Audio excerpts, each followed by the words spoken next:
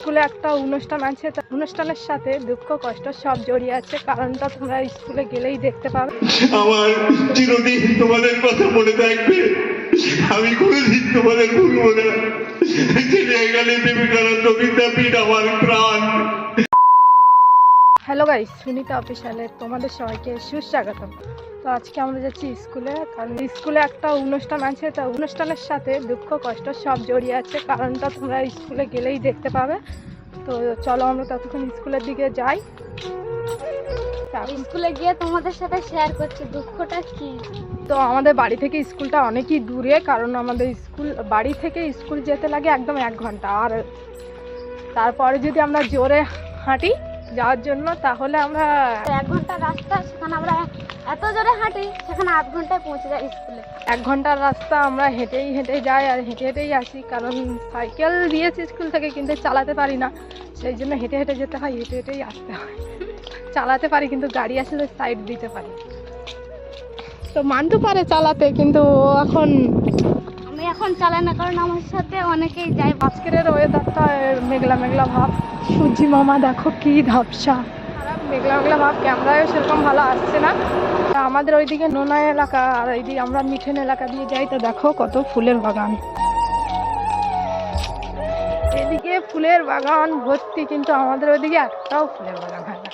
ফুলের বলতে ফুলের গাছ নিয়ে গেলেও ধরে না, আর হতেও চায় না। নোনা এলাকা তো ভুল ভবিষ্যতে একটা দুটো।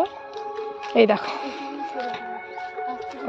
সুন্দর ফুল, কত দেখে মনে হয় যেন নিয়ে যায়, আর আমাদের ওইদিকে নিয়ে গিয়ে লাগায়, কিন্তু হয় না। কপাল না হলে আর কি করবে, না হলে আর কি করা যাবে। আজকে স্কুলে মান্তু একটা পারফর্ম করতে চলেছে। পারফর্মটাও তোমরা দেখতে পাবে কি করবে মান্তু।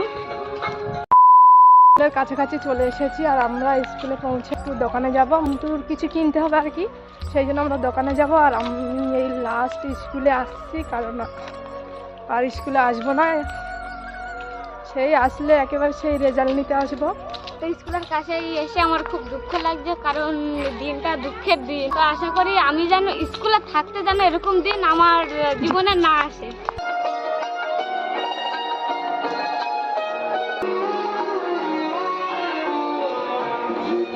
তো আমরা দোকানে চলে এসেছি। এটা হচ্ছে স্টেশনারি দোকান।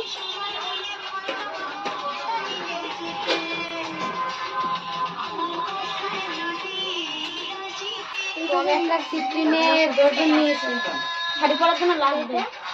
সিট্রিন না হলে শাড়ি খুলে যাবে। তো আমাদের হয়ে গেছে কেনা, আমরা বেরিয়ে গেছি দোকান থেকে।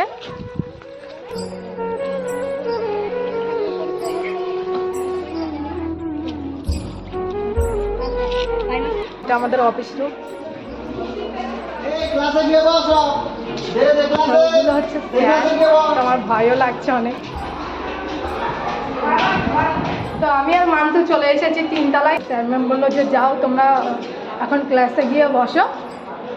তো দেখলাম নিচে ম্যাম কিছু ছাত্রীকে গান শেখাচ্ছে। তো গাইস ক্লাসে হচ্ছে 3 তলার উপরে উঠে গেছে, কিন্তু নিচে 3 তলার উপরে ক্লাস হচ্ছে, 2টো ক্লাসে। তো এই ক্লাসটা ফাঁকা আছে। তো আমরা 3 তলায় উঠে গেছি। আমাদের স্কুলটা 3 তলা। 2 তলায় চলে যাই। 3 তলায় ক্লাস হচ্ছে, স্যাররা গালাগালি দিতে পারে। তো আমরা চলে যাবো এখন 2 তলায়। A few moments later. আমি এই মান্তুকে সাজাচ্ছিলাম, তো আমি সাজাতে পারছি না, সেই জন্য কজন এসেছে। তো খুকুমনি সাজিয়ে দিচ্ছে মান্তুকে। আমি তো পারিনি, শাড়িটাও পরিয়ে দিয়েছে, সেটা আমি চুলটা। তো আমার হেল্প লাগবে এবারে। খুকু এবার চুলটা বেঁধে দিচ্ছে। মান্তুর শ্বাসটা প্রায় কমপ্লিট হয়ে যাবে। তো কতজন দেখো সব, সবাই মিলে মান্তুকে সাজিয়ে দিচ্ছি, তাও পাচ্ছি না। সাজিয়ে নিই, তারপরে আবার কথা বলছি। তো গাইস ফাইনালি আমার সাজ কমপ্লিট। আমাকে সাজাতে অনেকজন এসেছিল, সব খালি হয়ে গেছে। সবাই এসেছিল বলে সাজানোটা ভালো করে হয়েছে, নইলে হয়তো আমি একা থাকলে পারতামই না। তো যাই হোক, এবার অনুষ্ঠানে গিয়ে একেবারে কথা হচ্ছে। নৃত্য পরিবেশন করছে।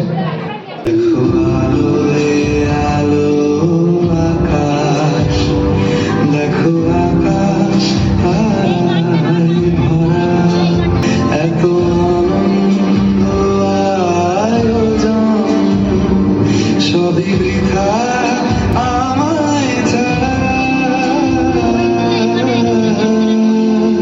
আশরাফ বাবু, আপনি ভালো থাকুন, আপনি আরো প্রাণবন্ত হয়ে উঠুন, আমাদের সাথে যোগাযোগ রাখবেন।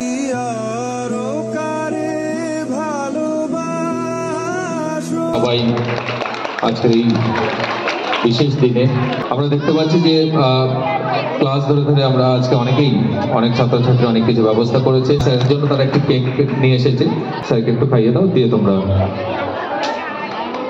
আমাদের বিদ্যালয়ের পক্ষ থেকে দেখে ভালো লাগছে। এই ভালোবাসার কোনো দাম নেই, এই ভালোবাসা সত্যি কোনো কিছু হিসাব দিয়ে মেলানো যায় না। টিলিয়াখালীকে ভুলতে পারবো না।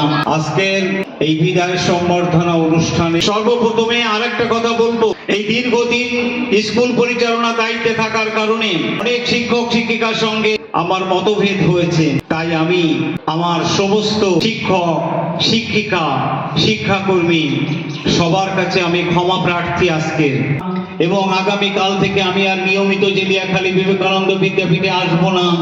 সমস্ত শিক্ষক শিক্ষিকা সবার কাছে ক্ষমা চাচ্ছি। দীর্ঘদিন আমি স্কুলটাকে সুন্দরভাবে পরিচালনা করার চেষ্টা করেছি। যদি এই পরিচালনা করতে দিয়ে আমি কাউকে আঘাত দিয়ে থাকি, কাউকে কষ্ট দিয়ে থাকি, আমাকে আপনারা মাফ করে দেবেন, আমাকে ক্ষমা করে দেবেন। ছাত্রছাত্রীরা তোমাদের যেটুকু সামনে বলেছিলাম তোমাদের ভালোর জন্য, তোমাদের পড়াশোনার জন্যই তোমাদের সাধন করতাম, তোমাদের ভালোবাসতাম।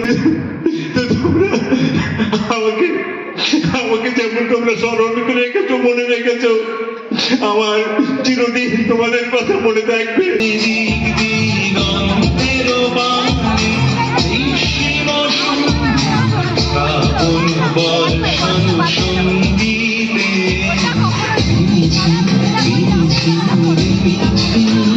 A few moments later. আমাদের বিদায়ের অনুষ্ঠান শেষ হতে অনেক দেরি হয়ে গিয়েছে, আর আমরা অনুষ্ঠান শেষ করে খাওয়া দাওয়া করে নিয়ে বাড়ি যাওয়ার সময় একেবারে তোমাদের সঙ্গে কথা বলছি, কারণ খাওয়ার সময় অতটা ভিডিও করতে পারিনি, কারণ দেরি হয়ে গেছিলো।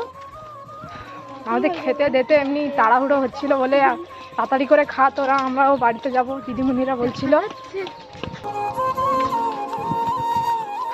তো আমরা যাচ্ছি এখন, এই কজন।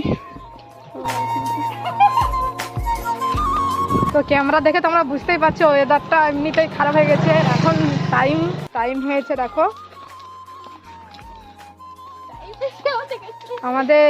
আমরা এখানে এসেছিলাম 11টার সময়, এখন বাড়ি যাচ্ছি। এই যে টাইম, তো সবাই চলে গেছে অনেকে, সেই জন্য কেউ ছাত্রছাত্রী আর যাচ্ছে না, আমরাই বাকি ছিলাম। লাস্টের দিকে আমরাই খেতে বসেছি, আর কেউ খেতে যায়নি। তো আমাদের আজকে কি কি খেতে দিয়েছে বলো তোমরা? মাংস, ডাল, সিম, আলু আর গাজর চচ্চড়ি। আজকে দুটো তিনটে চিংড়ি করেছিলাম। ভালো তো। তো কার খেতে ভালো লেগেছে সবার থেকে বলো, মানে কি তরকাটা বেশি খেতে ভালো লেগেছে? আমারও মাংস। আমার সব ভালো লাগে, আমার তো বেশি ভালো লেগেছে ডালটা, মাংস থেকে ডাল। হয়তো বাড়ি যেতে অনেকটাই সন্ধে হয়ে যাবে, তো সেই জন্য ব্লগটা রাস্তায় শেষ করে দিচ্ছি। ব্লগটা ভালো লাগলে লাইক কমেন্ট শেয়ার সাবস্ক্রাইব করে দেবে।